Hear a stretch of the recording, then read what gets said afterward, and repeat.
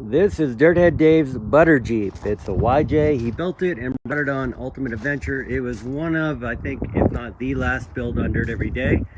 And unfortunately, Dave took it into a deep puddle and locked up the engine. Most likely bent a rod. So I'm going to explain what happened and what you should do if you take your vehicle into deep water and the engine suddenly stops.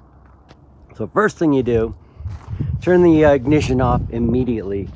If you did ingest water and it's enough to stall your engine, you shut it off immediately. That way you minimize any damage before it gets too bad. And also do not try to restart it. I'll get to that in a minute. But what happened is, here's the air intake for this particular engine. It is up high, but it draws air from down there in the grill, just about in between the headlight and the marker light. And so what happened is Dave drove into some deep water got into the air box there, and then passed easily through this oil impregnated gauze filter. Probably would have happened with the paper filter too, but paper might have given him an extra moment. But anyway, water went up through there into the engine and into the cylinders. Water, being a liquid, does not compress, so when the piston comes up, it just locks, and it probably bent the rod in this thing, most likely, because if you do hydro lock your engine, get it out, get it up on dry land, and the first thing you want to do before you try to turn the key and start the engine over is remove all of the spark plugs. With the spark plugs removed, then you can bump the ignition.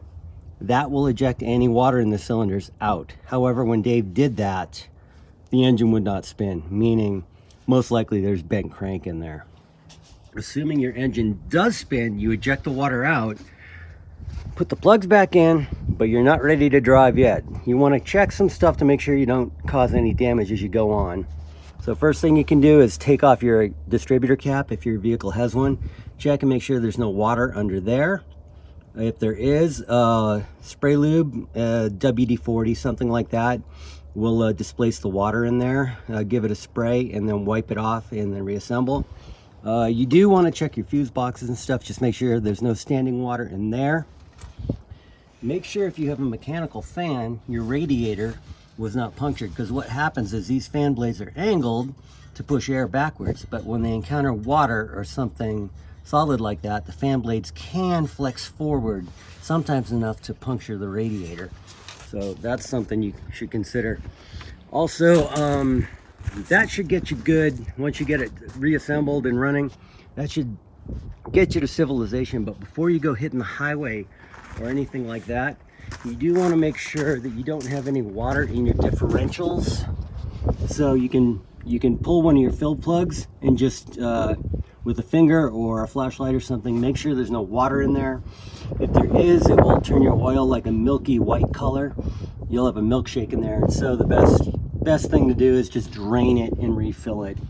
Front and rear axles. You also want to do the same thing for your transfer case if you are submerged and sitting underwater for a while. Again, you don't want to make a milkshake. You'll lose viscosity. The fluid will not lubricate properly, and the same goes for your transmission, especially if it's an automatic. Those would be worst case scenarios. Usually you can get your vehicle back out to civilization, but before you put any hard miles on it, that is something you want to consider. So, bummer for Dave. We're looking for an engine. We're all going to help him swap it in, but I think he's just going to take it home and fix it there.